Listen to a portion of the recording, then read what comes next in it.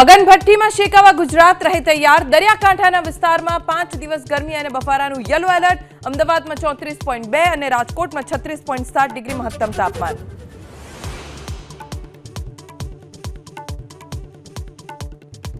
પાકિસ્તાનની જેલમાંથી મુક્ત ગુજરાતી માછીમારો ટ્રેન મારફતે વડોદરાથી પહોંચ્યા વેરાવળ। પરિવારજનો સાથે મુલાકાત સમયે સર્જાયા ભાવુક દ્રશ્યો।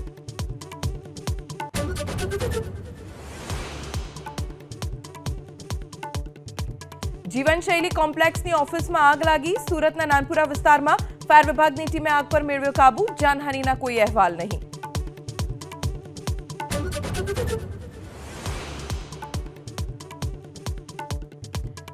પાંચ 5.1ની તીવ્રતાના ભૂકંપના આંચકાથી ધ્રુજ્યું પશ્ચિમ બંગાળ। કોલકાતા સહિતના શહેરમાં વહેલી સવારે 6:10 અનુભવાયો આંચકો।